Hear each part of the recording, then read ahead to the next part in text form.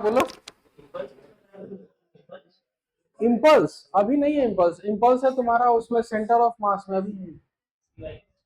इसमें हाँ पीवाईक्यू में तो सब रहेगा। देखो एडवांस और मेंस का क्वेश्चन बनता ही दो तीन टॉपिक क्लब करके, तो अभी इम्पल्स नहीं पढ़ना। टॉपिक डालो सर्कुलर मोशन।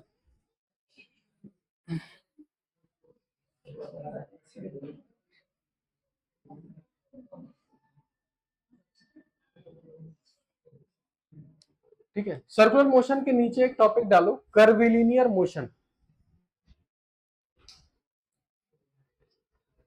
सर्कुलर मोशन के नीचे एक टॉपिक डालो कर्विलिनियर मोशन। तो कोई बताओ व्हाट इज कर्विलिनियर मोशन।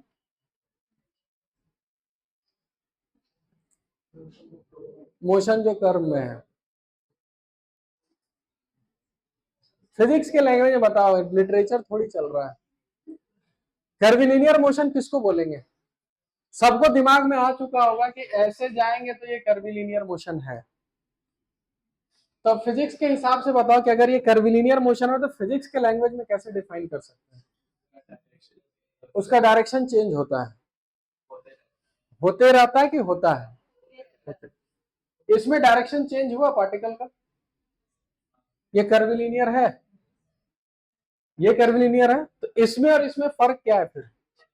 उसमें होते रहता है, मतलब कि इस पॉइंट पर इधर जा रहा है, इस पॉइंट पर इधर जा रहा है, इस पॉइंट पे इधर जा रहा है, इस पॉइंट पे इधर जा रहा है, यानी वो अपना डायरेक्शन हर समय चेंज कर रहा है कि कुछ देर बाद? हर समय। लिखिए, if particle changes its direction, खाली डायरेक्शन की स्पीड भी, खाली डायरेक्शन, स्पीड से हमको कोई लेना देना नहीं है। If a particle changes its direction at every instant, if a particle changes its direction at every instant, it is known as curvilinear motion. It is known as curvilinear motion.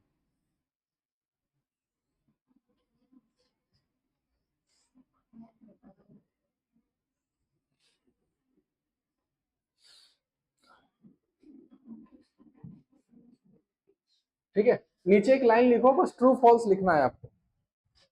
Curvilinear motion is an example of accelerated motion. Curvilinear motion is an example of accelerated motion. True या false?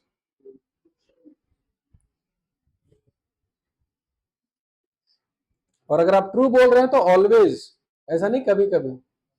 क्या curvilinear motion हमेशा accelerated ही होता है कि कभी कभी accelerated नहीं भी होता है? हमेशा। क्यों? एक मिनट, एक मिनट, कितने लोगों का बोलना है कि हमेशा एक्सेलरेटेड होता है? वो पहले हाथ उठाओ, पहले कॉन्फिडेंस तो देखें। हाँ, लास्ट बेंच, लाल शर्ट, बताओ काहे होता है?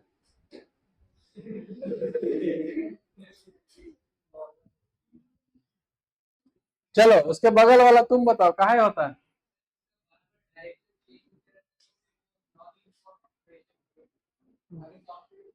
ना ना, ये सही नहीं लग रहा हमको। बैठो, और कौन कौन हाथ उठाया था? अब हाथ कम होगा धीरे धीरे। हाँ। चल हाँ, वो हिम्मत कर रहा है, बोलो तुम। हाँ तुम। डायरेक्शन चेंज हो रहा है तो हो रहा है बस। और कौन कौन मतलब कॉन्फिडेंट है कि हमको आता है? बट आंसर बताना है कि भैया एक्सेलरेटेड मोशन क्यों है, हमको आता है। एक, दो, तीन, अभी भी तीन हाथ खड़ा है। तू बता।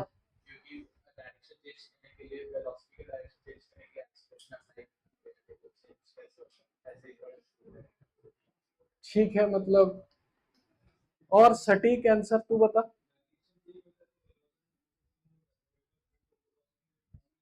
हाँ, सिंपल सा चीज है। डायरेक्शन चेंज हुआ, इधर इधर देखो, डायरेक्शन चेंज हुआ तो वेलोसिटी चेंज होगा कि नहीं होगा? वेलोसिटी स्केलर की वेक्टर, वेक्टर जिसके पास मैग्नीट्यूड भी है और डायरेक्शन। अगर डायरेक्शन चेंज हुआ तो वेलोसिटी चेंज होगा, और अगर वेलोसिटी चेंज हो रहा है इसका मतलब एक्सेलरेशन है या नहीं है? इसका मतलब लिखो वहां पर, ट्रू लिखो उसको। चलिए, तो मान के चलते हैं कि इस समय इस पॉइंट का वेलोसिटी इस तरफ है, अच्छा इधर ही क्यों है? टेंजेंशियली होता है, याद रखना। ठीक है, तो अब मेरे को बताइए कि अगर ये कर्व में जा रहा है और इस पॉइंट पर इसका स्पीड इधर है, तो इसका एक्सेलरेशन होगा कि नहीं होगा? अभी तो लिखवाए कि कर्विलिनियर मोशन में एक्सेलरेशन होना निश्चित है। तो अब मेरे को ये बताओ कि इस पॉइंट पर अगर वेलोसिटी का डायरेक्शन इधर है तो एक्सेलरेशन किधर होगा? क्योंकि एक्सेलरेशन वेक्टर क्वांटिटी होता है। जैसे कि इसको भूल जाते हैं, बॉल को जब ऊपर फेंकते हैं तो एक्सेलरेशन किधर होता है? नीचे। तो हमको पता है नीचे होता है क्योंकि ग्रेविटी उसको नीचे खींचता है। वही चीज हम यहां पूछ रहे हैं कि अगर वो कर्व में जा रहा है ऐसे, वेलोसिटी इस समय इधर है, तो कहीं ना कहीं तो एक्सेलरेशन का डायरेक्शन होगा किधर? ऐसे। अच्छा नॉर्मल परपेंडिकुलर एकदम दोनों साइड। चलिए, तो आपको ये पहले बोलना होगा कि हमको नहीं पता कि इसका एक्सेलरेशन किधर है, लेकिन उस एक्सेलरेशन का पक्का दो कंपोनेंट होगा। कितना कंपोनेंट? दो। एक कंपोनेंट ठीक इस वेलोसिटी के परपेंडिकुलर होगा, जिसको हम लोग बोलते हैं सेंट्रीपिटल एक्सेलरेशन। खाली नाम है और कुछ नहीं। इसको कभी कभी अच्छा नाम अगर नहीं लग रहा है तो इसको तुम नॉर्मल एक्सेलरेशन बोल देना। नॉर्मल एक्सेलरेशन इसलिए बोल देंगे कि वेलोसिटी के कैसे है? परपेंडिकुलर। अगर ये नाम भी अच्छा नहीं लग रहा है तो उसको बोल देना रेडियल एक्सेलरेशन है। रेडियल एक्सेलरेशन इसलिए क्योंकि ये रेडियस के अलोंग है। फिर से बता रहे हैं, हमको नहीं पता कि वो एक्सेलरेशन किधर होगा, पर उस एक्सेलरेशन का कितना कंपोनेंट होगा? दो।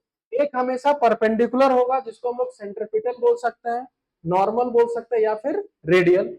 और दूसरा या तो इसको टेंजेंट बोलते हैं। तो एक एक्सेलरेशन हमेशा किधर होगा? टेंजेंट के अलोंग, जिसको हम लोग बोलेंगे एटी, जिसको बोल सकते हैं टेंजेंशियल एक्सेलरेशन। ठीक है, इसको नोट डाउन करो सबसे पहले।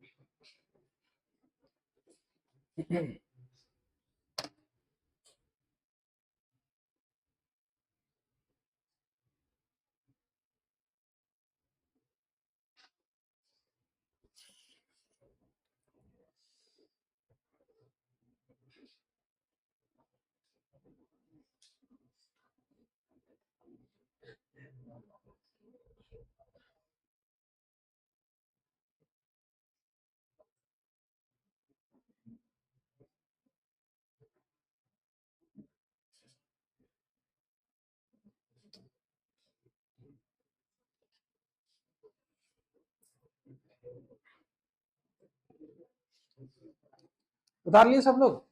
अब तुम लोग एक चीज नोटिस कर रहे हो पर बोल नहीं पा रहे हो, सेंट्रीपिटल एक्सेलरेशन का डायरेक्शन किधर है हमेशा? सेंटर यहाँ है ही नहीं कहीं। अभी अभी ये बोलेंगे कि वेलोसिटी के हमेशा परपेंडिकुलर। टेंजेंशियल एक्सेलरेशन का डायरेक्शन हम कहीं दिए हैं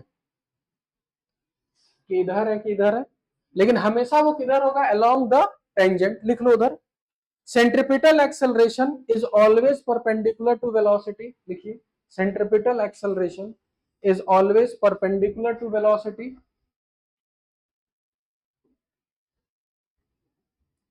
and tangential acceleration is always centripetal acceleration is perpendicular to velocity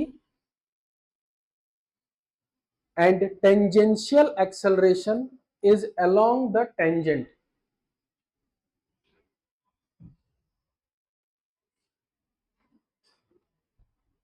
ठीक है, अब रहा बात कि इसका वैल्यूज क्या होता है, तो सेंट्रीपिटल एक्सेलरेशन का वैल्यू होता है v square divided by r।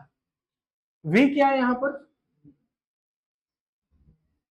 Speed. और r क्या है?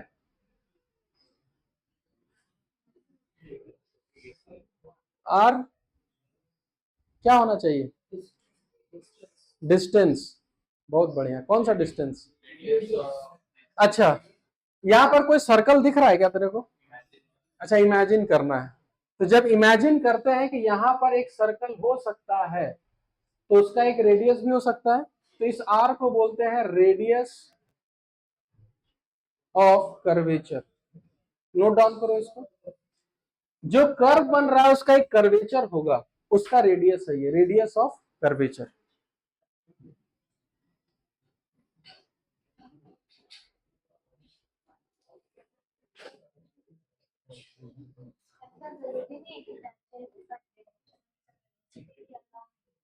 होता ही है।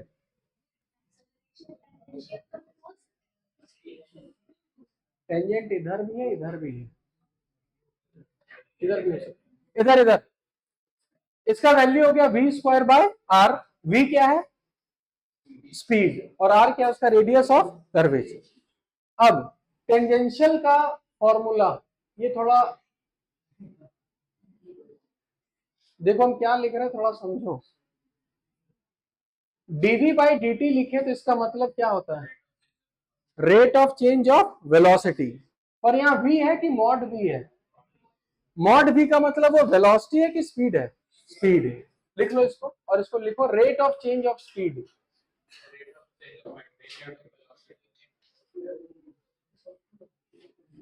तुम स्पीड को मैग्नीट्यूड ऑफ वेलोसिटी बोलो, एक ही बात है। चलिए फटाफट लिखिए इसको जल्दी।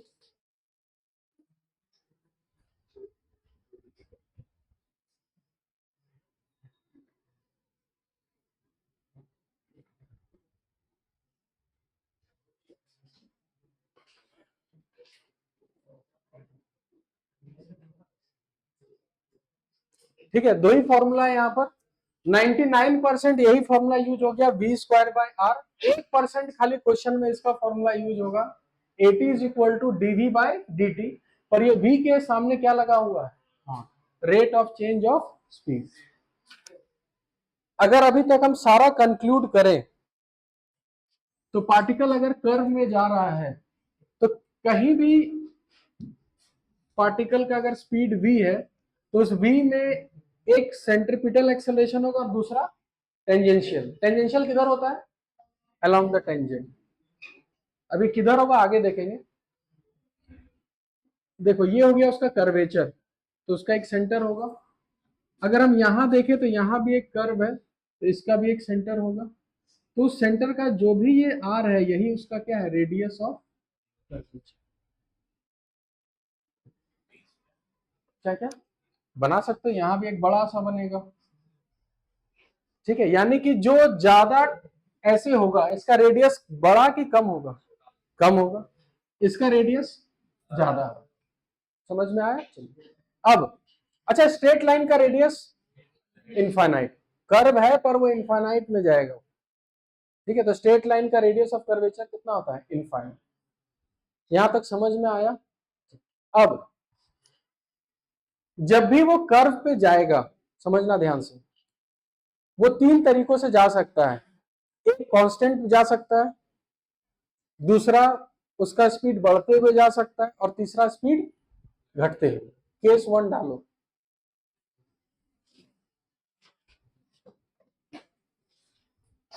केस वन डालो। If speed is constant, if speed is constant, और अगर वो कर्व में गया,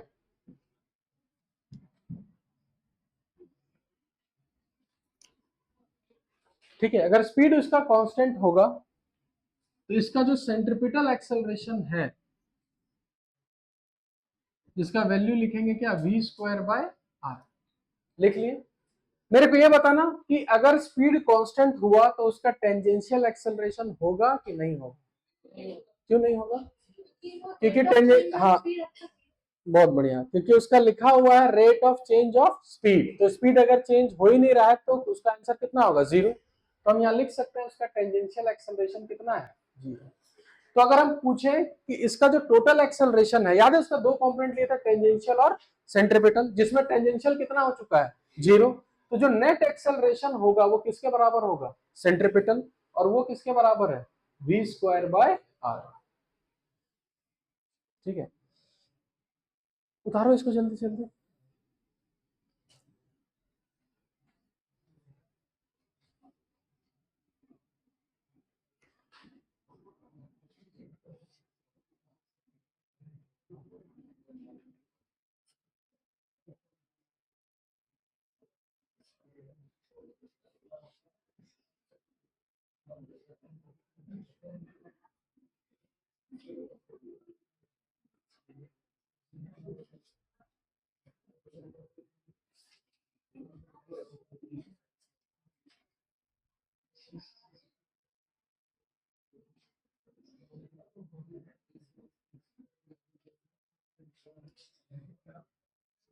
चलो ये उतारने के बाद ये आंसर बताओ तो जल्दी।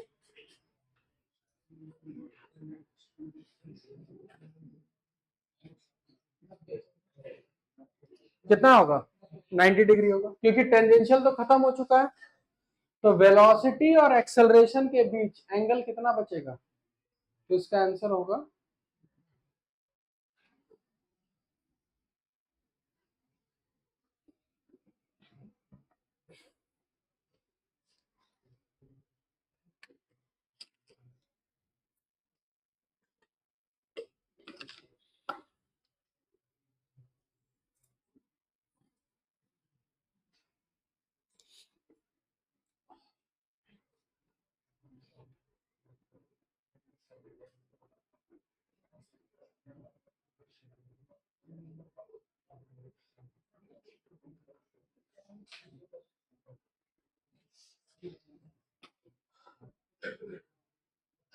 हो गया। उतारे सब लोग? केस 2 लिखो। If speed is increasing, case 2, if speed is increasing,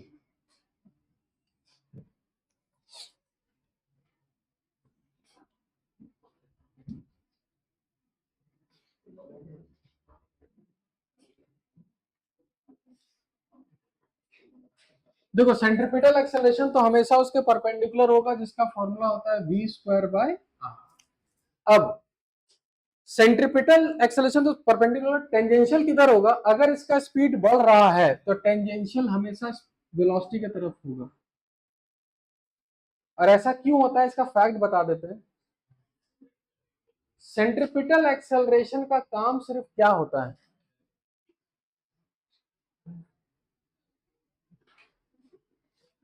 direction को क्या करना? चेंज। सेंट्रीपिटल एक्सेलरेशन कभी ना स्पीड बढ़ाएगा ना स्पीड घटाएगा, वो सिर्फ क्या करेगा? डायरेक्शन चेंज करेगा। स्पीड बढ़ाने और घटाने का काम किसके हाथ में है? टेंजेंशियल। तो अगर इसका स्पीड बढ़ाना है, याद करो स्पीड जब बढ़ता है कब बढ़ता है? वेलोसिटी और एक्सेलरेशन सेम डायरेक्शन। तो जब स्पीड इंक्रीज होगा तो टेंजेंशियल और वेलोसिटी सेम डायरेक्शन में होगा। इसको यहां पर नोट डाउन करो और फिर से एक हम क्वेश्चन लिखते हैं। पहले उसका आंसर हमको पहले चाहिए, उसके बाद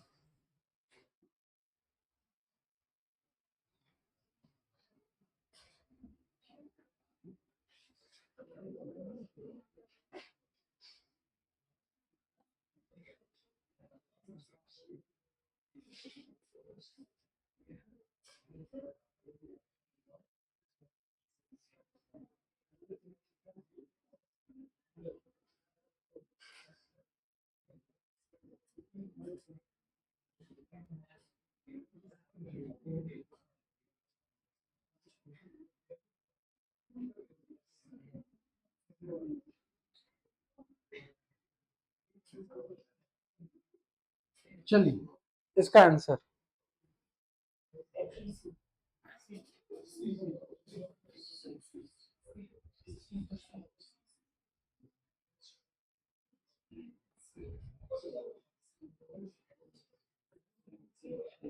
बस एक ही बार बोलना होता है। हाँ ठीक, बस हो गया।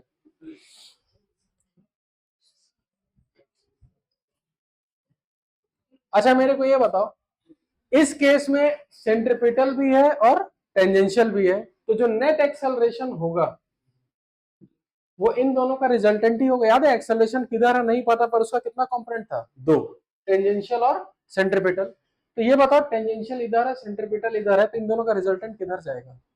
इन दोनों के कहीं बीच में जाएगा, और यही होगा नेट एक्सेलरेशन, जिसको हम लिख सकते हैं। याद है दोनों 90 डिग्री में है, तो लिखेंगे रूट अंडर AC का होल स्क्वायर प्लस AT का होल स्क्वायर। तो यहां पर वेलोसिटी और एक्सेलरेशन के बीच अगर एंगल पूछे तो कौन सा एक्सेलरेशन के बीच एंगल है ये? नेट वाले, यही नेट है ना एक्सेलरेशन, तो ये ही एंगल थीटा है। तो यहाँ थीटा 90 से कम है, 90 से ज्यादा है कि बराबर है, कम है, तो ये ऑप्शन है। तो यानी अगर आपसे पूछा जाए कि एक्सेलरेशन क्या है, तो दोनों का हमेशा रिजल्टेंट आंसर देना। सेंट्रीपिटल पूछेगा तभी उसका आंसर देना है v²/r।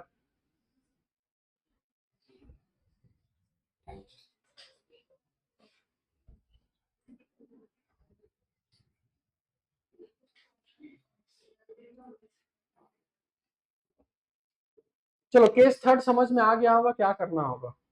अगर स्पीड घटेगा तो टेंजेंशियल किधर होगा, अपोजिट। बनाओ फटाफट केस 3 खुद से करो।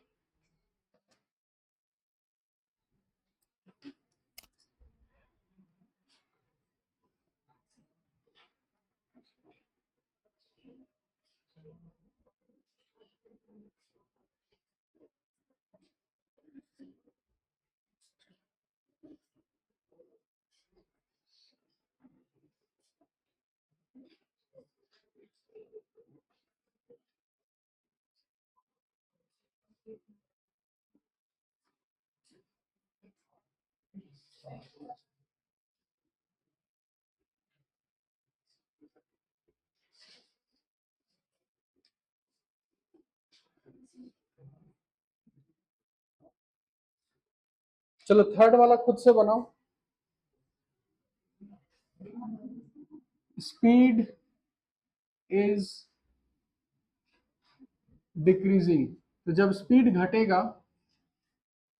अगर वेलोसिटी इस तरफ है तो सेंट्रीपिटल तो इधर ही होगा, टेंजेंशियल किधर होगा, अपोजिट। इन दोनों का जो नेट एक्सेलरेशन होगा वो इस साइड होगा, रूट अंडर AC का होल स्क्वायर प्लस AT का। तो यहां पर वेलोसिटी और एक्सेलरेशन के बीच अगर एंगल देखें तो ये वाला एंगल है, देखो तो। और ये थीटा 90 से बड़ा है कि छोटा है, बड़ा है। तो यहां पर लिख सकता है theta is greater than 90 degree. अब तुमसे उल्टा पूछ देगा कि अगर वेलोसिटी और एक्सेलरेशन के बीच एंगल 100 डिग्री है तो वो पार्टिकल का स्पीड बढ़ रहा है कि घट रहा है, घट रहा है। आपको ऐसे आंसर देना है, ठीक है। नोट डाउन करो इसको जल्दी।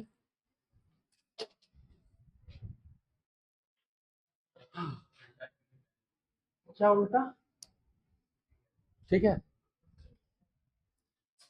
अब टॉपिक डालिए सर्कुलर मोशन।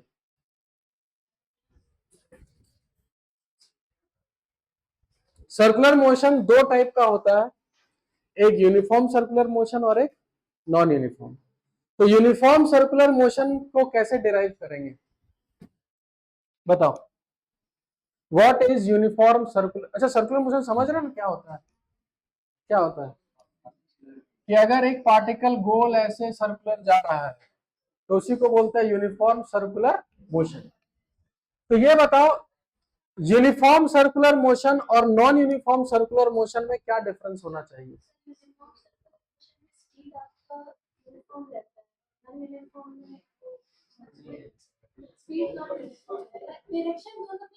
डायरेक्शन तो चेंज होगा, वो डायरेक्शन का तो खेल ही नहीं। स्पीड लिख लो, फटाफट लिखो। यूनिफॉर्म सर्कुलर मोशन में speed is constant, uniform circular motion लिख लो, स्पीड इज कांस्टेंट। और नॉन यूनिफॉर्म सर्कुलर मोशन में स्पीड इज वेरिएबल, यानी कि यहां स्पीड से नाता है, डायरेक्शन से कोई लेना देना नहीं है। यूनिफॉर्म सर्कुलर मोशन में स्पीड कांस्टेंट रहेगा और नॉन यूनिफॉर्म सर्कुलर मोशन में स्पीड वेरी करेगा।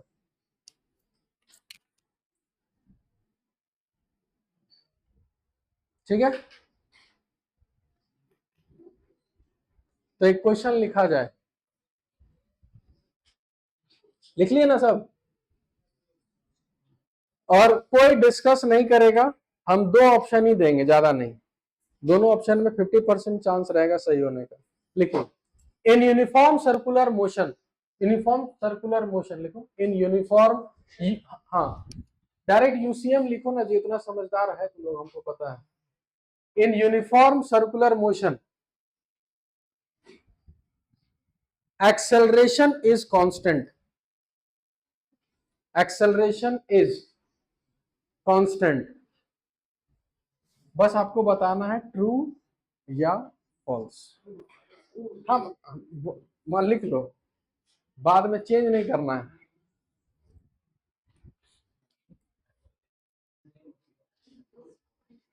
और फिजिक्स में हाँ, हम अब कुछ नहीं बोलेंगे, हम तुमको लिखवा चुके हैं, तुमको जो सोचना है सोचो। In uniform circular motion acceleration is constant. True या फॉल्स? अपना और लॉजिक के साथ आंसर होना चाहिए, है ना।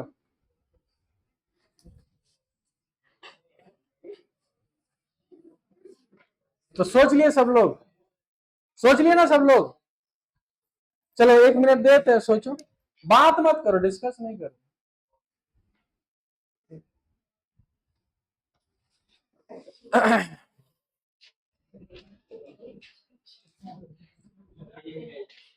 चलो, तो कितने लोगों का आंसर है कि सर ये स्टेटमेंट ट्रू है? हाँ, 1 2 3 4 और पीछे एक हाथ दिख रहा है 5।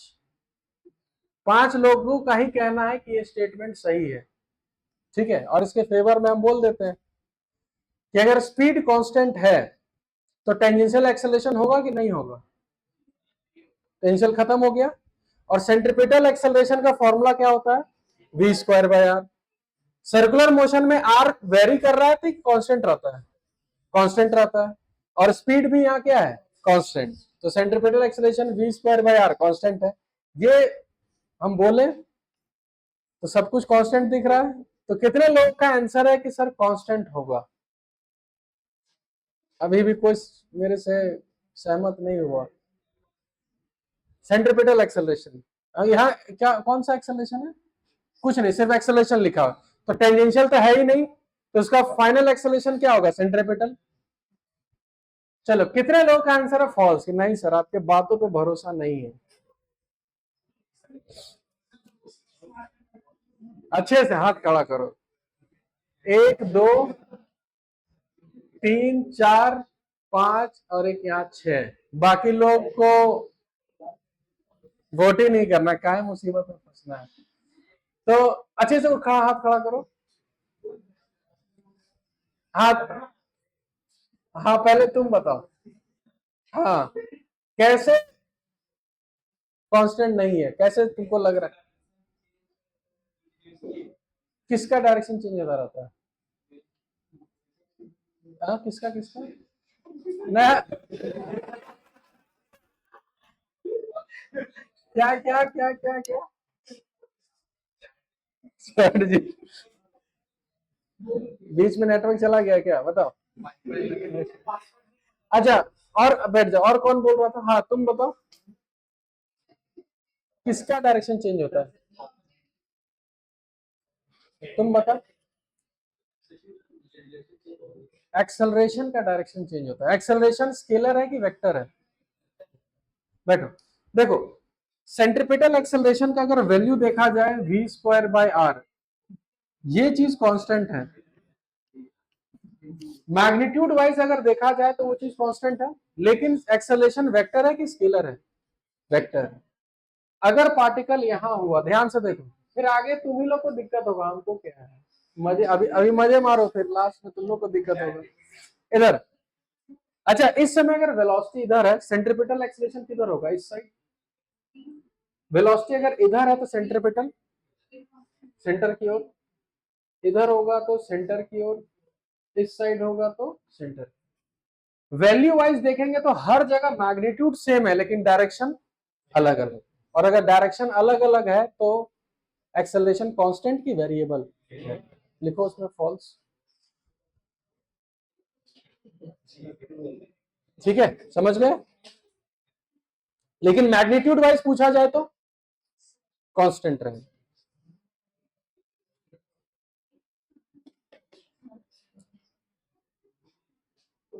ठीक है, पहला क्वेश्चन लिखो, बने चाहे ना बने, कुछ भी करो,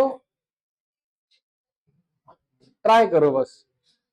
हमको उम्मीद है कि तुम लोग बना लोगे। तुम लोग अब हो गया, लिखो।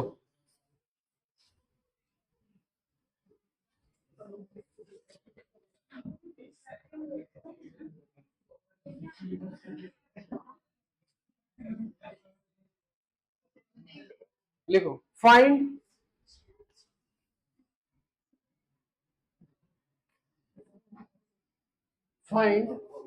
acceleration of the particle. Find acceleration of the particle at t is equal to 3 seconds.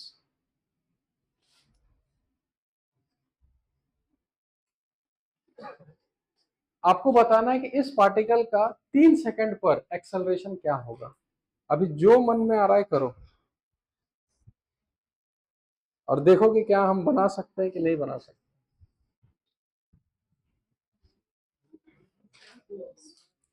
Discussion नहीं, अभी अपना अपना करो। जो क्वेश्चन में हम डिस्कस करने बोलेंगे आराम से बैठ के डिस्कस करना, कोई दिक्कत नहीं है।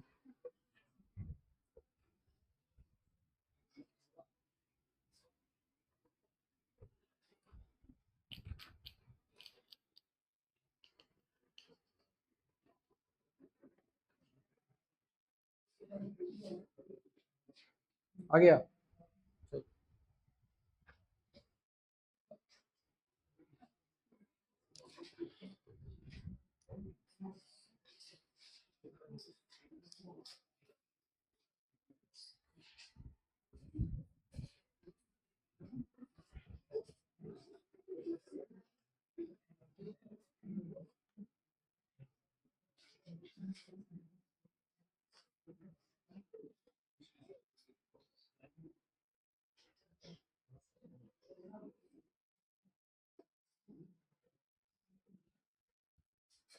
चलो देखो बताते हैं।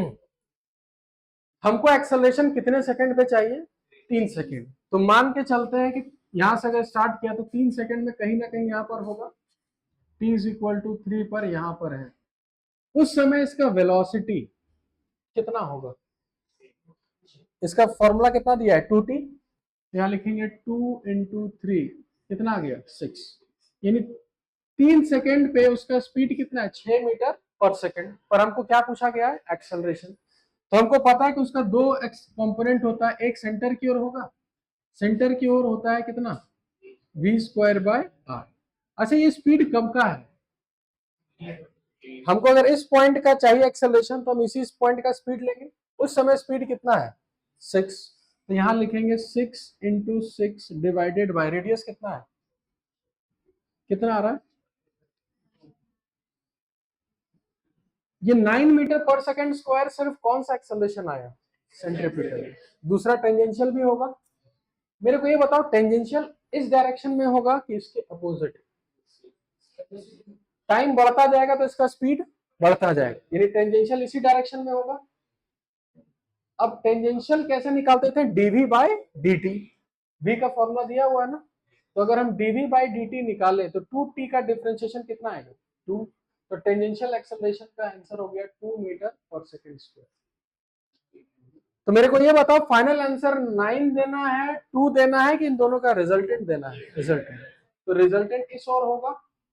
तो जो नेट एक्सेलरेशन होगा वो होगा रूट अंडर 9 का होल स्क्वायर कितना हो गया? 81, और उधर कितना हो गया? 4। तो आंसर होगा रूट अंडर 85। समझ में आया सबको? बहुत बढ़िया।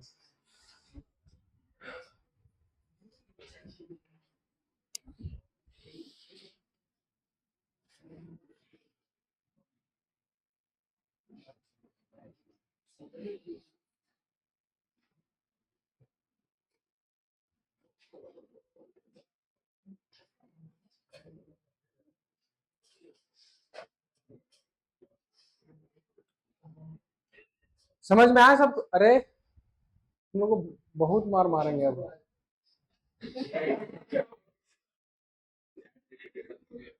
अब यही बुलाएंगे तुमको समझाने। चलो इधर, ये समझ में आया?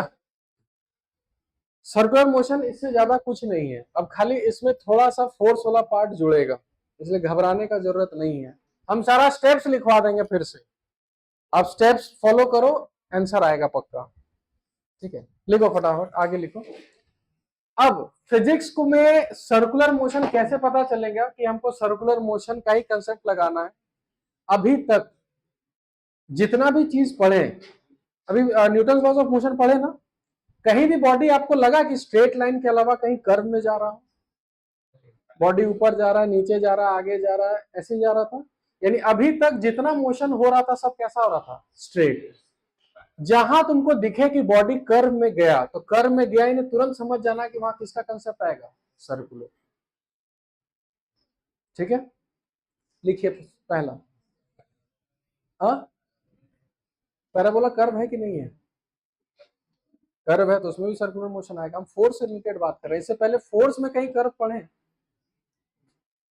अब देखो इधर,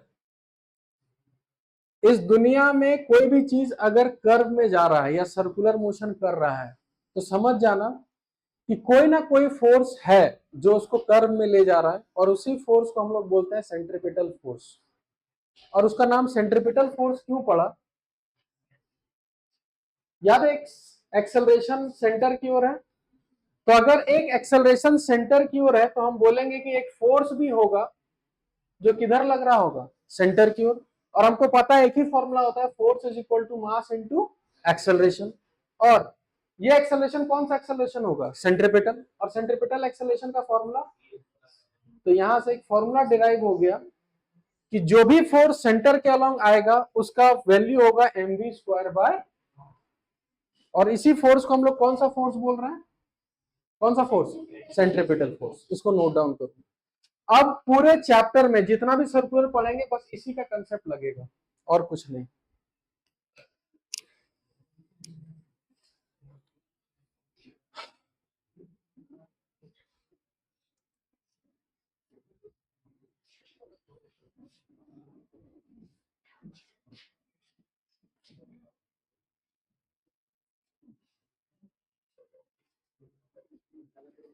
और हम कुछ एग्जांपल दिखा भी देते हैं कि यहाँ एग्जांपल है और यहाँ पर वो सेंट्रीपिटल फोर्स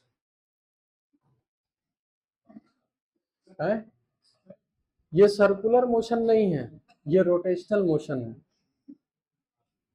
आगे पढ़ेंगे रिजिड बॉडी डायनेमिक्स में। कौन सा, उसका काम क्या है, स्पीड को बढ़ाना या स्पीड को घटाना। घुमाने का काम किसका है,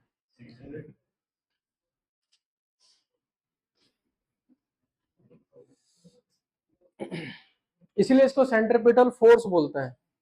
ये नोट डाउन किए। चलो, एक देखो हम लोग के पास एक एग्जाम्पल है, ये रहा सन और ये रहा छोटा सा अर्थ। याद है वो कर्व में जाता है।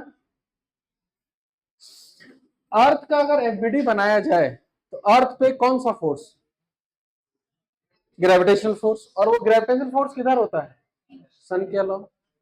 यही फोर्स जो लग रहा है वो ग्रेविटेशनल फोर्स है, और यही ग्रेविटेशनल फोर्स किसका, कौन सा फोर्स बन जाएगा, सेंट्रीपिटल। और यही सेंट्रीपिटल फोर्स को लिखेंगे mv स्क्वायर बाय r। यानी कि आपका पहला स्टेप क्या होगा, लिखिए, ड्रॉ फ्री बॉडी डायग्राम। सबसे पहला स्टेप, जैसे आपको दिखे कि भाई कर्व वर्व में जा रहा है बॉडी, तो आपका पहला स्टेप होगा, इसको मत उतारो, सब ऐसे ही लिखो, ड्रॉ फ्री बॉडी डायग्राम। अब एफबीडी बनाने के बाद अगर कर्व ऐसा है, एक फोर्स आया F1, ठीक है, इसका वेलोसिटी v, इधर देख लो। हाँ, जितना भी केसेस आएगा हम सारा केस बना देते हैं। यहाँ पर पहला केस ऐसा आ सकता है कि ये गोल गोल घूम रहा है, इसका सेंटर ये है, तो यहाँ डायरेक्ट लिखेंगे सेंटर की ओर कौन सा फोर्स है, खाली F। यहाँ लिखेंगे F is equal to mv square by. आपके पास दूसरा ये आ सकता है कि आप अगर इसका एफबीडी बनाओगे तो एक फोर्स F1 आएगा सेंटर की ओर और दूसरा फोर्स आएगा F2 सेंटर के बाहर, ऐसा आएगा।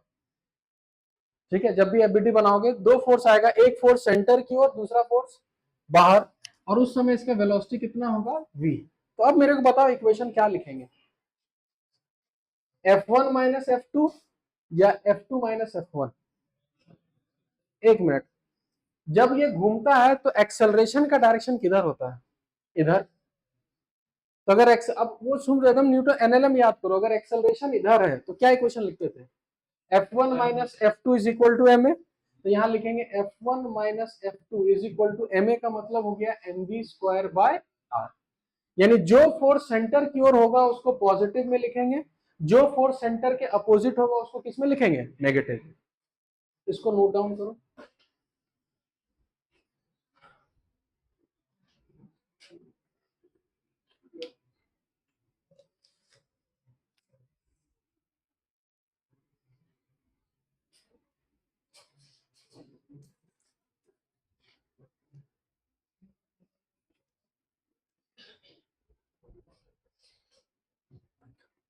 फ्रिक्शन में ये सर्कुलर मोशन का बहुत यूज है, और अगर स्कूल में जा रहे होगे, पढ़ रहे होगे, तो बैंकिंग ऑफ रोड्स, वो कर्व में घूमेगा तो वहां भी सर्कुलर मोशन आएगा। ठीक है, स्कूल में आया फ्रिक्शन? आया? समझ में ही नहीं आया। चल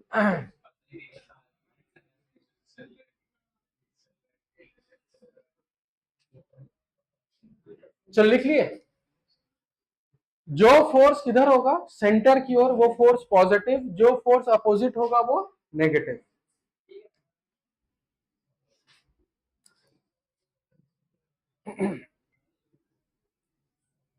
और थर्ड में एक स्टेप लिखो, और नोट में लिखो, नोट में पॉइंट लिखो, और ये हमेशा याद रखना, always take one of the axis.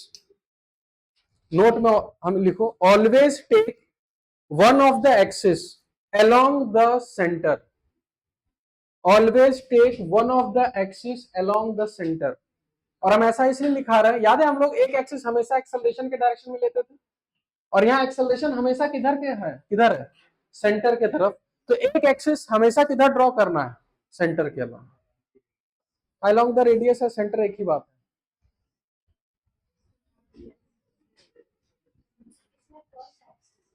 हाँ, जो कैसा भी बना सकते हो, कोई दिक्कत नहीं।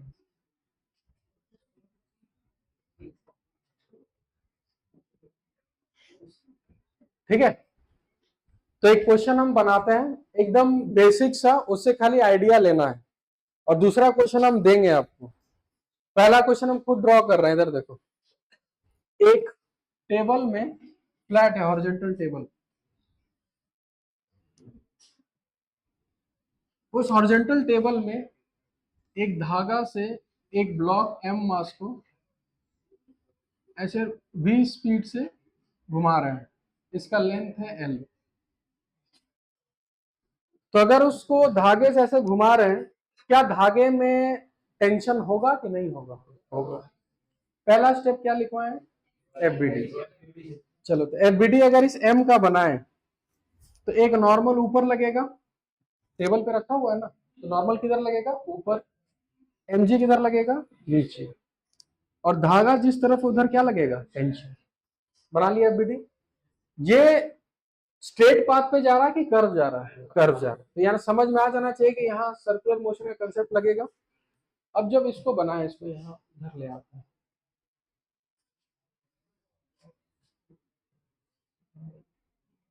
अब एक एक्सिस हमेशा किधर लेना होता है? सेंटर के अलोंग। एक एक्सिस हमेशा सेंटर। अगर ये घूम रहा है तो इसका जो FBD बना है, इसका सेंटर इस तरफ है कि इस तरफ है? इस तरफ। तो एक एक्सिस इधर ले लिए, और अगर एक एक्सिस इधर हुआ तो दूसरा परपेंडिकुलर हमेशा होता है। अब सेंटर के अलोंग कौन सा फोर्स आया? टेंशन। और एक फोर्स आया कि दो फोर्स आ रहा है?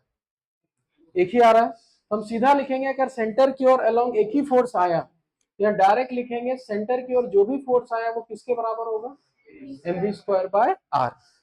वर्टिकल में कोई मोशन नहीं, तो अगर वर्टिकल में कोई मोशन नहीं हो रहा तो नेट फोर्स जीरो। हम दूसरा इक्वेशन लिखेंगे n is equal to mg। समझ में आया? यानी आपको खाली आइडेंटिफाई करना है कि अगर सर्कुलर घूम रहा है तो उसका एबिलिटी बनाएंगे। एक एक्सिस हमेशा किधर ड्रॉ करेंगे? सेंटर के अलोंग। और सेंटर के अलोंग फोर्स लिखेंगे, जो भी फोर्स आएगा वो किसके बराबर होगा? mv square by r। और जिधर मोशन नहीं होगा उधर नेट फोर्स जीरो। इसको नोट डाउन करो।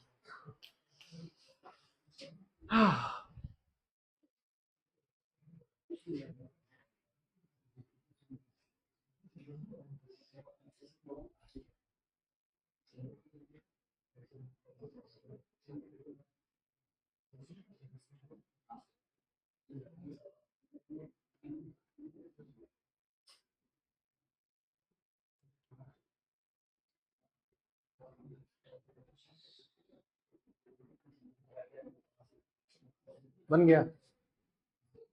हाँ, हमको सेंट्रीपिटल देखो, समझो ध्यान से, इधर सेंटर की ओर कौन सा फोर्स आया, तो यही टेंशन वही सेंट्रीपिटल फोर्स है। सेंट्रीपिटल फोर्स कोई लगता नहीं है, कोई फोर्स सेंट्रीपिटल फोर्स का काम करता है बस। अगर वो स्ट्रिंग रहता है तो टेंशन लगता ही नहीं, तो वो घूमता ही नहीं।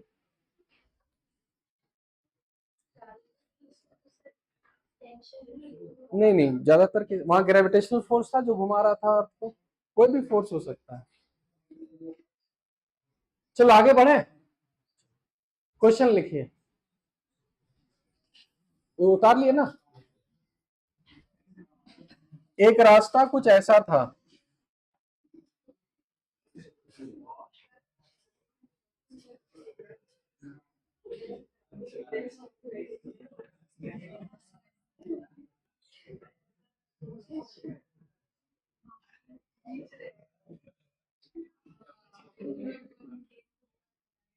जिस, ठीक है, ये क्वेश्चन से देखे भी होगे, कहीं मिले भी होगे इस क्वेश्चन से। एक साइकिलिस्ट है,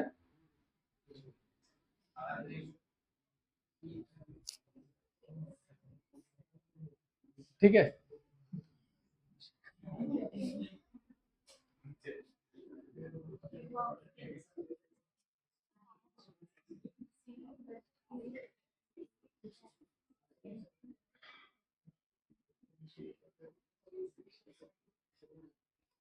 हर जगह उसका स्पीड सेम है, मतलब सेम स्पीड से पहले फ्लैट गया, फिर ऊपर गया, फिर नीचे गया, है ना।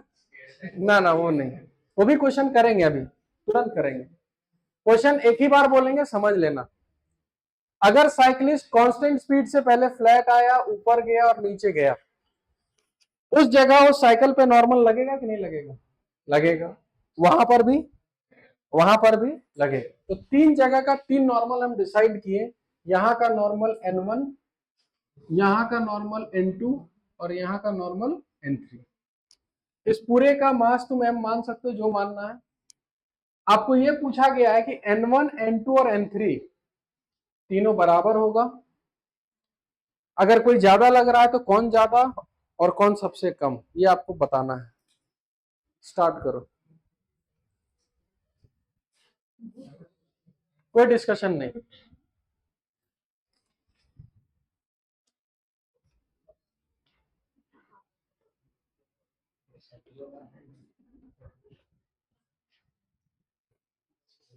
नहीं बनेगा कोई दिक्कत नहीं है, लेकिन कम से कम ट्राई करो। हम बताएंगे तो समझ में तो आ ही जाएगा, लेकिन हम चाह रहे हैं कि समझो ध्यान से कि हम क्या बोलना चाह रहे हैं।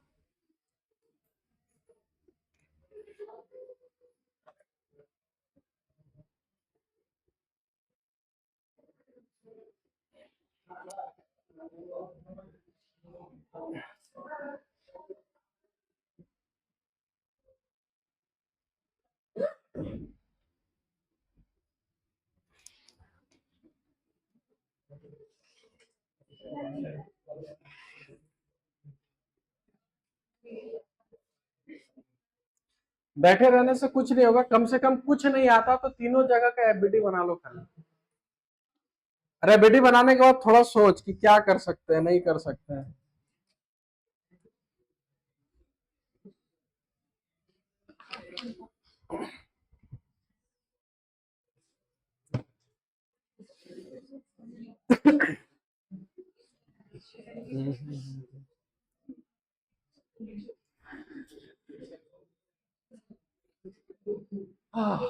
चलो इधर देखो, थोड़ा और समय चाहिए, ले लो। एफबीडी बनाओ और उस एफबीडी बनाने के बाद उसमें सोचो कि क्या कर सकते हैं, आइडेंटिफाई करो।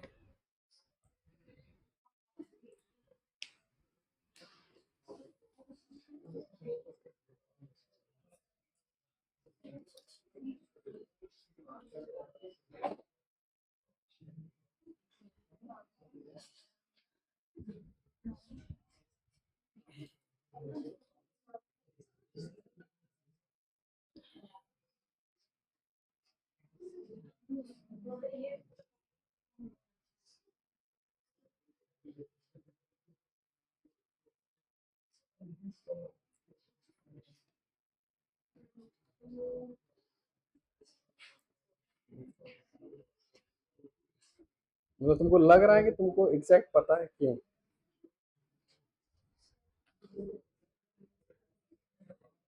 मतलब फील करके बता रहे हैं, हाँ फील। तो साइकिल चला है ऐसे ऐसे ना। अच्छा इधर देखो, जब हम एफबीडी बनाएंगे तो N1 ऊपर होगा और इसका mg किधर होगा, नीचे।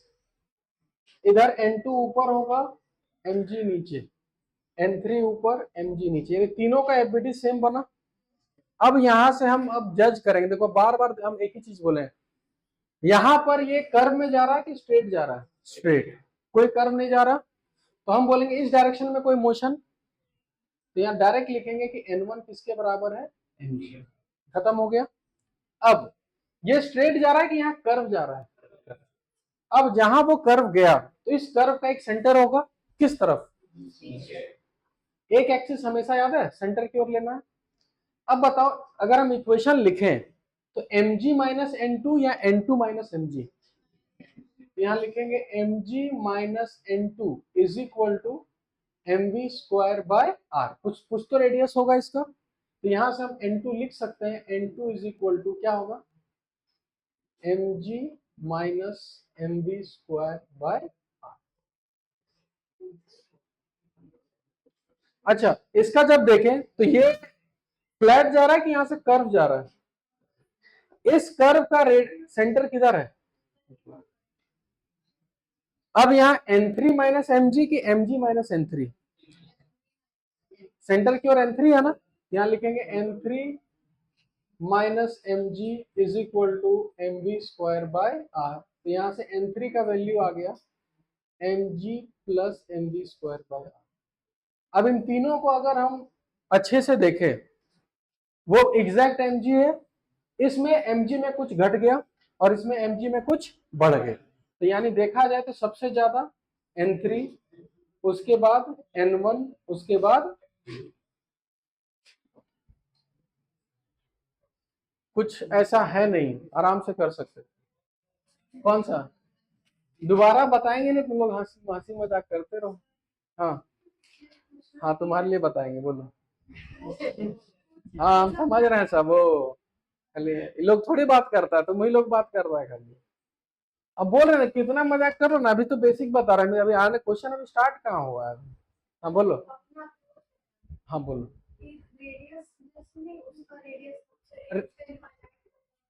लिख सकते हैं mg minus n equal to mv square by r, जैसे वो r इनफाइनाइट करोगे यही क्वेश्चन आएगा। बोलो, फिर वही बात, फिर अपना बुद्धि लगा रहा है। तुमको यहाँ कुछ सोचना ही नहीं कि ऐड हो रहा है सब्ट्रैक्ट हो रहा है, हम बार बार तुमको एकदम सिंपल और क्लियर समझना, हम देखो हम ऐसा चीज बता रहे हैं कहीं चेंज ही नहीं करना है, तुमको सिंपल सेंटर ढूंढना है, एक्सिस लेना है, जो फोर्स इधर आया, अभी देखो सेंट्रीपिटल पढ़ रहे हैं, आगे जाके फिर एक सेंट्रीफ्यूगल आएगा, फिर इतना कंफ्यूजन होगा कि समझ में नहीं आएगा किधर ऐड करना है किधर सब्ट्रैक्ट करना है, इसलिए हम सेंट्रीफ्यूगल को हम शामिल ही नहीं करेंगे। ठीक है, आराम से समझो, सेंटर ये रहा, जो फोर्स सेंटर की तरफ आया उसको प्लस, जो अपोजिट आया उसको minus, net force is equal to mv square by r, यही तो एनएलएम में करते आ रहे हैं बार बार। वही चीज यहां लिखे, ठीक है। अब देखो क्वेश्चन ऑफ फ्रेम कैसे होगा। यहां नॉर्मल जीरो होने का चांसेस हो सकता है कि नहीं हो सकता? नहीं हो सकता, क्योंकि नॉर्मल हमेशा किसके बराबर है, mg। यहां कभी नॉर्मल जीरो होने का चांसेस नहीं, कुछ ऐड ही हो रहा है। यहां जीरो होने का चांसेस है, इसीलिए कभी कभी ऐसा होता है कि अगर हम वेलोसिटी बढ़ाते गए तो कभी ना कभी ये चीज जीरो हो जाएगा। इसलिए अगर वो साइकिलिस्ट ज्यादा स्पीड से आएगा तो नॉर्मल जीरो हो जाएगा। नॉर्मल जीरो होने का मतलब कांटेक्ट छूट गया। तो अब यहां से तुमसे क्वेश्चन पूछेगा कि इसका स्पीड कितना होना चाहिए कि वो कांटेक्ट छोड़ दे। तो आपको उल्टा सोचना है कि अगर कांटेक्ट छूटा इसका मतलब कौन जीरो, नॉर्मल जीरो। कांटेक्ट छूटने का मतलब आज ही याद कर लो, अभी बहुत सारा क्वेश्चन आएगा कांटेक्ट छूटने का। कांटेक्ट छूटने का मतलब सिंपल आपको समझना है, कौन जीरो, नोट लिख लो। If body loses contact, if body loses contact, if body loses contact, normal becomes zero, normal becomes zero। ठीक है। तो अगर क्वेश्चन यहां रहता कि बताना कितना वेलोसिटी होगा कि कांटेक्ट छोड़ दे, तो यहां सिंपली आपको n2 को कितना करना है, जीरो। तो यहां से आ जाएगा mg is equal to mv square by R, M cancel हो गया, तो v का एक आ जाता है रूट अंडर कितना, जी। अगर इतना वेलोसिटी से वो साइकिलिस्ट अगर गया तो फिर वो लेंथ यहाँ कांटेक्ट छोड़ के आगे जाके गिरेगा। अब इसको एडवांस में कैसे लेके जाएगा, अब एक ट्रैक बना देगा इस टाइप से, कैसा भी ट्रैक बना दे कोई दिक्कत नहीं है, कुछ ऐसा बना दे। इसका रेडियस यहाँ दे दिया, कुछ इतना रेडियस है और यहाँ से वो आ रहा है, ठीक है। और तुमसे पूछा जाएगा कि वो कहाँ लैंड करेगा, तो पहले तो ये चेक करना होगा कि यहाँ पर वो कांटेक्ट छोड़ेगा कि नहीं छोड़ेगा। तो कांटेक्ट छोड़ने के लिए वेलोसिटी कितना होना चाहिए, रूट जी आर। अगर रूट जी आर से ज्यादा हुआ तो कांटेक्ट छोड़ दो। कांटेक्ट छोड़ेगा तो ऐसे गिरेगा, यहां से लेकर यहां तक बताना फिजिक्स का कौन सा कंसेप्ट लगेगा, प्रोजेक्टाइल। तो प्रोजेक्टाइल और सर्कुलर मोशन को कंबाइन कर दिया यहाँ, समझ में आया। तो जब भी और अभी अभी बहुत पढ़ना है, अभी वर्क पावर एनर्जी में देखो पढ़ना कैसे होगा बता रहे हैं। एक बड़ा सा सॉलिड बॉल होगा, उसके ऊपर से एक छोटा सा बॉल को छोड़ा जाएगा, तो ये छोटा सा बॉल धीरे धीरे स्लाइड करके गिरेगा। तो कैसे गिरेगा, ऐसे गिरेगा, कैसे गिरेगा, कुछ यहां से छूट जाएगा, तो पूछेगा कहाँ छूटा, तो जहां छूटेगा वहां क्या जीरो, नॉर्मल जीरो। और ये पूरा पाथ आपको प्लेन लग रहा है कि सर्कुलर, सर्कुलर, तो वहां सर्कुलर मोशन का कंसेप्ट लगेगा, प्रोजेक्टाइल लगेगा, साथ में यहां से यहां तक एनर्जी कंजर्व होगा तो एनर्जी कंजर्वेशन भी लगेगा। तो उसके लिए हमको वर्क पावर एनर्जी एक चैप्टर पढ़ना है। यानी कि जैसे जैसे आगे बढ़ते जाएंगे हमारा कंसेप्ट खाली ऐड होते जाएगा। यानी कि जो सर्कुलर मोशन पढ़ा है ऐसा थोड़ी खाली यही यूज होगा, ये आगे चैप्टर्स में यूज होता जाएगा। आगे जाके ऐसा पढ़ना है, एक बॉल रहेगा, इसको कुछ वेलोसिटी देंगे तो ये पूरा घूमेगा। तो कितना वेलोसिटी दे ताकि पूरा घूमे, तो ये जो घूम रहा है वो कौन सा मोशन हुआ, सर्कुलर। थोड़ा कम देंगे तो यहां जाके गिर जाएगा, तो पूछेगा कहाँ गिरा। तो ये भी याद रखना है कि जहां धागा लूज होगा वहां क्या जीरो होगा, टेंशन जीरो होगा। ठीक, आगे समझ में आएगा, यहां तक क्लियर हुआ। और एक क्वेश्चन लिखिए।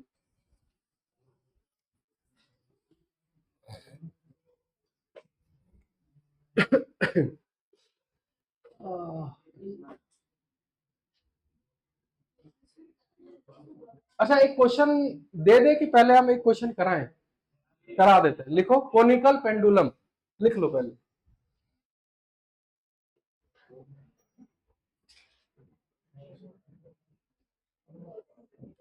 कोनिकल पेंडुलम, अच्छा पेंडुलम सब जानते हो, ऐसे ऐसे होते रहता है, उसको पेंडुलम बोलते हैं। अब कोनिकल पेंडुलम क्या होता है समझना ध्यान से।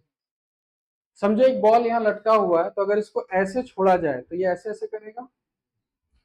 इस बॉल को पकड़ के थोड़ा इधर खींच लिए, मतलब इधर क्या थोड़ा साइड खींचे, छोड़े नहीं, उसको ऐसे फेंक दिए, तो वो बॉल कैसे जाएगा, आगे जाके ऐसे घूमेगा, घूम रहा है ऐसे, और उसका धागा ऐसे होगा। थोड़ा इमेजिन करो उस धागे को और उस मोशन को अगर इकट्ठा देखा जाए तो वो क्या फॉर्म कर रहा है, वो, इसलिए उसको क्या बोला गया है, कोनिकल पेंडुलम।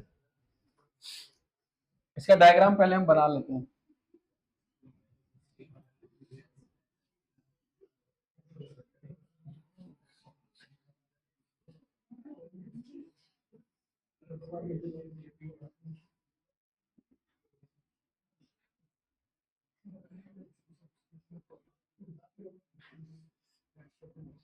चलो ये पहले डायग्राम सब लोग ड्रॉ करो।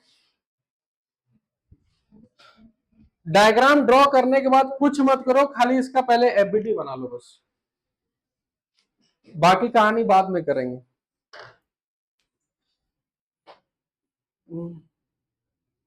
हेलो, हाँ क्या ही कर रहे हैं, क्लास ले रहे हैं। क्या ही कर रहा है, क्लास ही ले रहा है।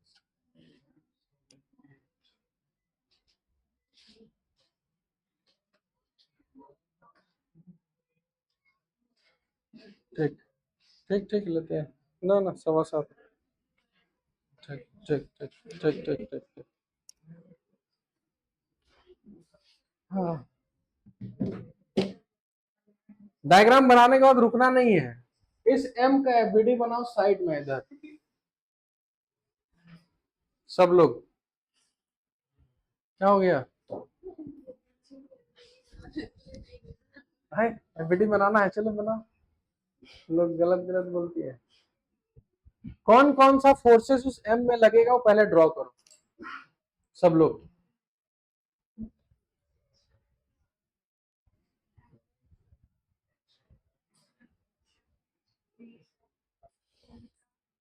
फोर्स ड्रॉ करो, फोर्स, सिर्फ फोर्स और कुछ नहीं। कुछ मत सोचो, खाली फोर्स, कौन कौन सा फोर्स लग रहा है उसको। ठीक है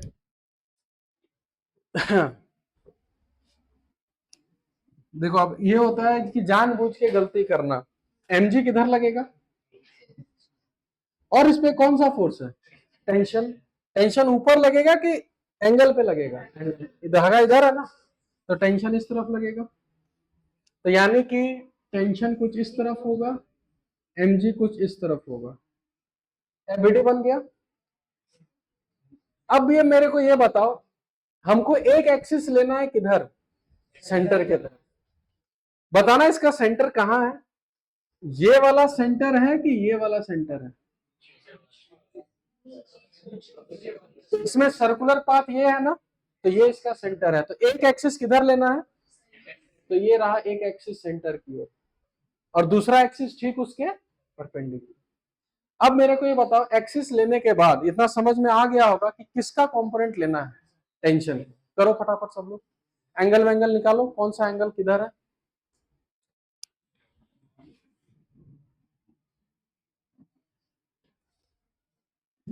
देखो अगर ये एंगल थीटा है तो ये वाला एंगल कितना होगा, दो लाइन है ना, ये लाइन है, तो ये थीटा होगा, तो ये भी कितना होगा, थीटा। ये एंगल को लिख दिए कितना, थीटा। तो इस टेंशन का एक कंपोनेंट इधर आएगा जिसको हम लोग बोलेंगे टी कॉस थीटा, और इधर आएगा टी। हो गया। इक्वेशन लिख सकते हो खुद से, लिखो तो फटाफट, देखते हैं कितने लोग इक्वेशन लिख सकते हो। बहुत आसान है लिखना। अब खाली एनालाइज करो कौन सा फोर्स सेंटर की ओर आ रहा है, कौन सा फोर्स सेंटर की ओर आ रहा है, टी साइन थीटा, और एक लौता यही फोर्स है, तो लिखेंगे टी साइन थीटा। जो सेंटर की ओर आया उसको किससे, किसको इक्वेट करना है, mv स्क्वायर बाय आर। और वर्टिकल में कोई मोशन नहीं हो रहा है, तो टी कॉस थीटा किसके बराबर है, दो इक्वेशन बन गई। अब यहां से हमको जो भी पूछा जाएगा हम सॉल्व करके आंसर दे देंगे। यानी कोई भी क्वेश्चन आए, एफबीटी बनाना श्योर है, सेंटर खोज लो, एक्सिस ड्रॉ कर लो, जो फोर्स सेंटर की ओर आएगा वो किसके बराबर, mv स्क्वायर बाय आर। जिधर कोई मोशन नहीं होगा उधर नेट फोर्स जीरो। ठीक है, अब इतना समझने के बाद एक फाइनल क्वेश्चन लिखिए, लास्ट ही क्वेश्चन है। ठीक है, और ये क्वेश्चन का बहुत लोग टीचर रील्स भी बनाता है इसी क्वेश्चन पे बेस्ड, हम वो रील्स भी दिखा देंगे। पहले क्वेश्चन लिखो, ये जेई में आया हुआ क्वेश्चन, मतलब मेंस में आया हुआ क्वेश्चन है।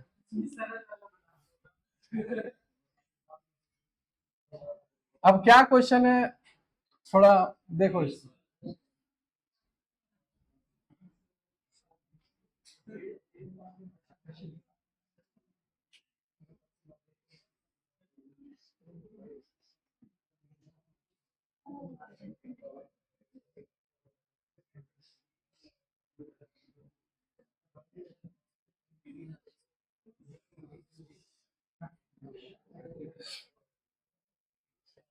देखो क्वेश्चन समझा देते हैं। एक हॉरिजॉन्टल टेबल है, हॉरिजॉन्टल टेबल में एक एम मास है और उसका धागा को एक होल से नीचे लटका दिए, कितना मास, 2m।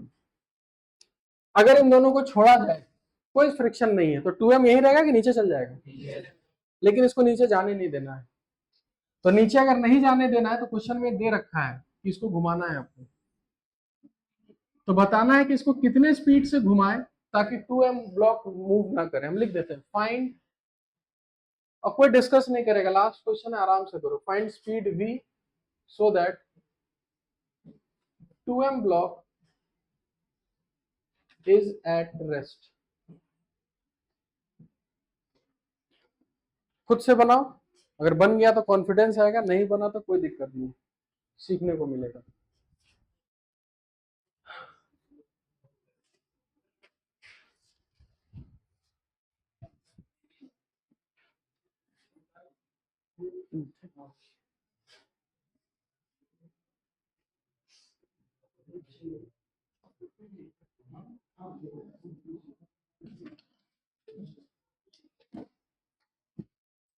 आराम से, कोई हड़बड़ी नहीं, कुछ नहीं आता है चुपचाप बैठ के एबीडी बनाओ, इतना करो पहले, उसके बाद देखो कि हम एबीडी बनाने के बाद क्या कर सकते हैं।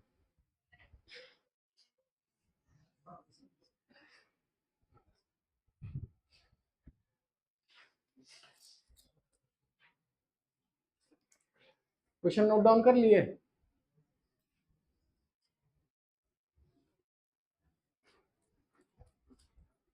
हमको वो रील्स मिलेगा तो हम ग्रुप में सेंड कर देंगे, ठीक है, बैठ के घर में वो रील्स देख लेना, इसी क्वेश्चन पे बेस्ड रहता है।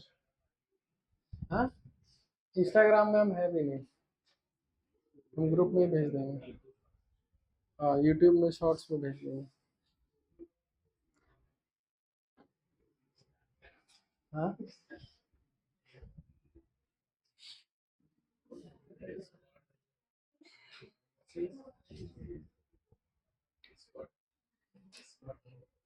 नाम फेसबुक में मेरा था सब, हम सब डिलीट कर दिए, बहुत टाइम वेस्ट होता है।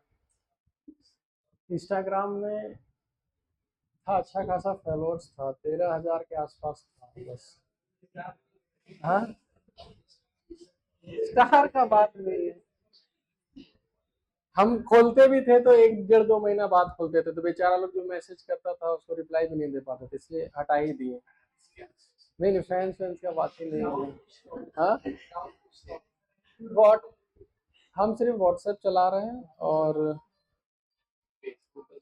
फेसबुक भी नहीं चलाते हैं। हाँ, मेरा एक फेसबुक में अभी भी बना हुआ है, लेकिन हमसे कभी वो रिकवर ही नहीं हुआ। एक पेज बना हुआ है, उसमें भी शायद, हाँ शायद उसमें केटीएम वाला फोटो लगा, हम उसको हटाना चाह रहे हैं, पर वो रिकवर कैसे होगा हमको समझ में ही नहीं आ रहा। देखो अगर कोई कर पा रहे हो तो बहुत ठीक है। हाँ, हाँ,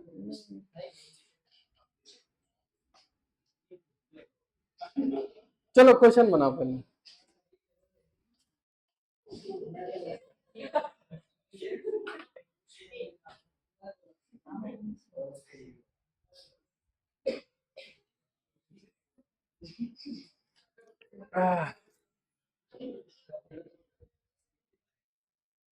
बना, क्वेश्चन बना, एबीडी बन गया ना, चलो।